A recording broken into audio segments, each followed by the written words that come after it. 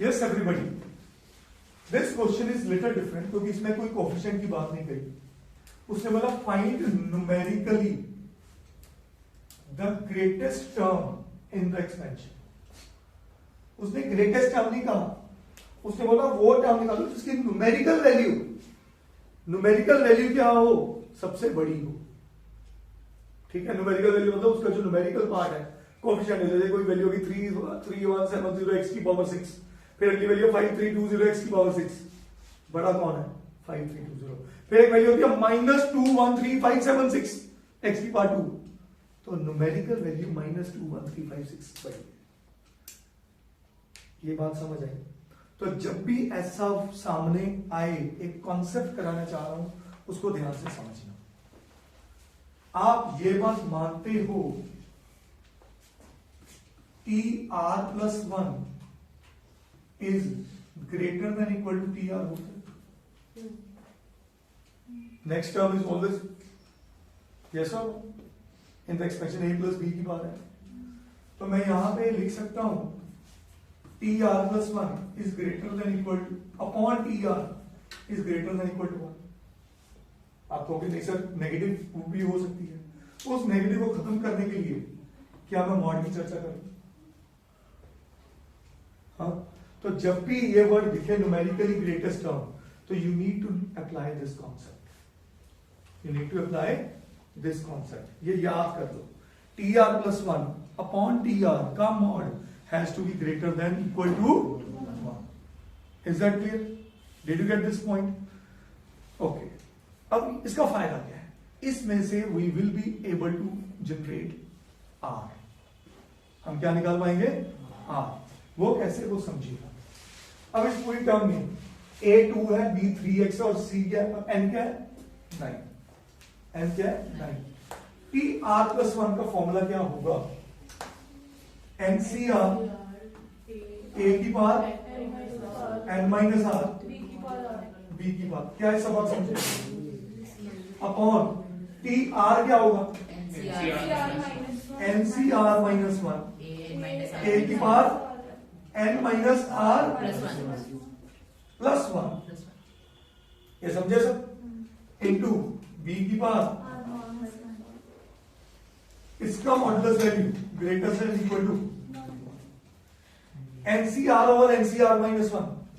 बोलो, मैंने इसका डायरेक्ट रिजल्ट क्या है?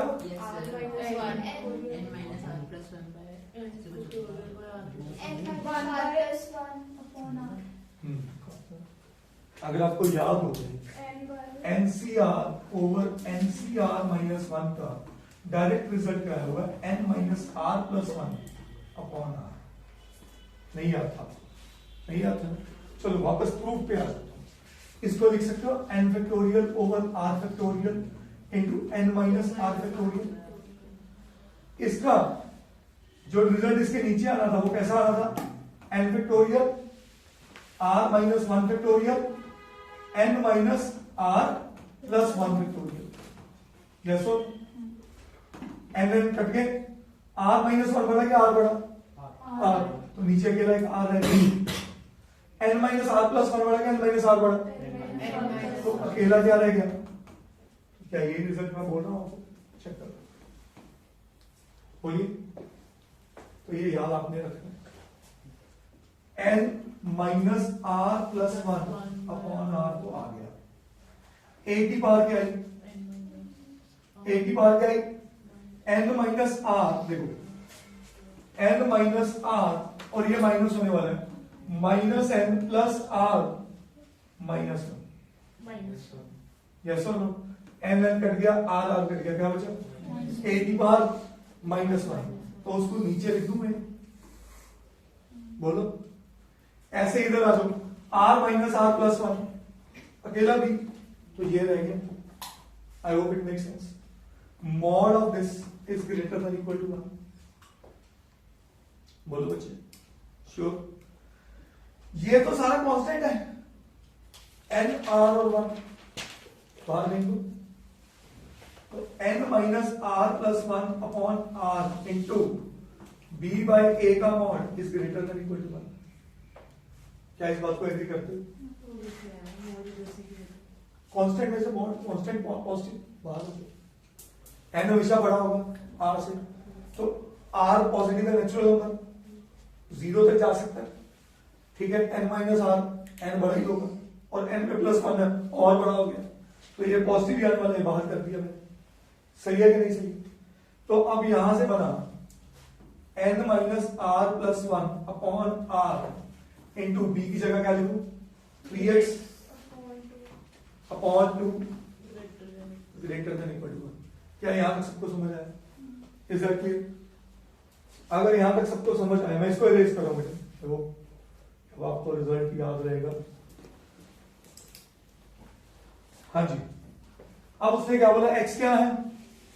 3/2, x है मेरे पास 3/2, तो अब मैं पुट कर दूं, put x is equal to 3/2, so put x is equal to 3/2, 3/2 put करके n minus r plus 1 over r into 3 into 3/2 9/4 बन गया। अब चा 9/4 इज अ पॉजिटिव वैल्यू, नीचे 2 और ठीक है, क्या ये बात समझ आई? तो ये प्रोडक्ट सिंपल ऐसे ही रह गया। Is that okay? तो n माइनस आर प्लस 1, अच्छा n भी पता मेरे को, n क्या है? 9, तो इसको भी लिखना शुरू करो, ठीक है कि नहीं?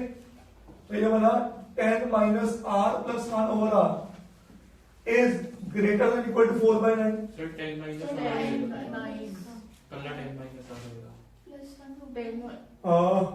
ये n है ना, और तो मैंने n को रिप्लेस मारा,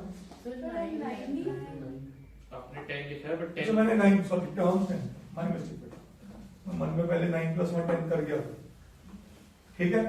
तो ये बना 10 minus r upon r is greater than 4/9।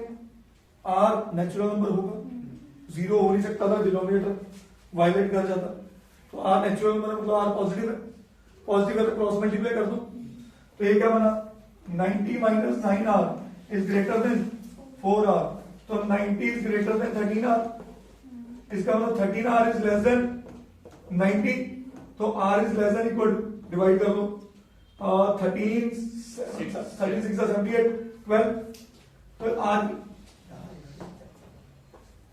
की वैल्यू आगे के नहीं आगे बोलो, यस और नो? r कह रहे हैं मैं 6 12/13 से छोटा हूं, तो r क्या होगा? 6 होगा, यस और no? So this implies that r is equals to 6। ये बात समझ आई? और मैंने क्या बोला था? By this method you will be able to reach till with value r चीज कर लिया हमने। अब उसने बोला find the greatest term in this expansion, so therefore the greatest term is TR plus 1, ठीक है ना? TR प्लस 1, तो अगर TR प्लस 1 ग्रेटेस्ट टर्म है तो हमारे पास बना T6 plus 1, technically greatest term is coming out to be T7, तो फॉर्मूला क्या बना बेटा? NCR, हाँ जी, 2 की power n minus r into 3x की पावर r क्या आ गया था? 6, सही है। तो 9 से 6 को 9 8 7, क्योंकि 9 से 6 को मैं 9 से 3 बोल सकता हूं, तो 3 2 1 इंटू 2 की पावर 3 इज 8 इंटू 3 की पावर 6, तो बहुत देख लेना, 3 की पावर 7 to 9, ठीक है जी, 7 to 9 इंटू x की पावर 6, तो ये बना 3 3 जा 2 4 जा, कोई बच्चा मल्टीप्लाई कर ले जाए, 4 3 जा 12 12 7 जा 84, करना बच्चा कैलकुलेटर में, 84 इंटू 8 इंटू 729, इन्होंने वैसे ऐसा कुछ नहीं लिखा, 489 हाँ 489 x की पावर 6 पॉजिटिव, तो यहां पे गाइस हमें कहा गया x इज इक्वल टू 3/2, तो you can substitute the value. तो मैं एक काम करता हूं, इस चीज को एज इट इज रहने देता हूं पहले, तो हमारे पास क्या बना 3 इंटू 7 इंटू 4, ये 4 भी है, इंटू 8 इंटू 729 इंटू एक्स की जगह क्या लिखूं 3/2, तो 3 का क्यूब फिर से बना। एक काम करते, इतनी बड़ी मल्टीप्लिकेशन तो पॉसिबल नहीं है, तो let's figure it out in this way. हमारे पास देखिए ये क्या था 3 की पावर 6, यस और नो, ये हमारे पास बना था 3 की पावर 6, यस, तो पावर में रख लेते हैं क्वेश्चन को 3 की पावर 6 और एक ये बन गई 3 की पावर 7, 3 की पावर 7 इंटू ये बन गया 2 की पावर 3, 2 की पावर 4, तो क्या बना हो गया 2 की पावर 5 इंटू एक्स की जगह क्या पुट कर दो 3/2, तो ये लिखा हुआ है 3 की पावर 6 अपॉन 2 की पावर 6, और तो कुछ नहीं बचा, इंटू 7 भी है, वेरी गुड, इंटू 7 भी है, यस और नो। तो मेरा फाइनल आंसर क्या बना 3 की पावर 13, सही है, 2 की पावर अपॉन 2 क्योंकि एक पावर नीचे है, इंटू 7, और उसने मेरे को न्यूमेरिकल वैल्यू गई थी कब, जब एक्स की वैल्यू क्या है 3/2, एंड दैट्स माय आंसर। करिए नो।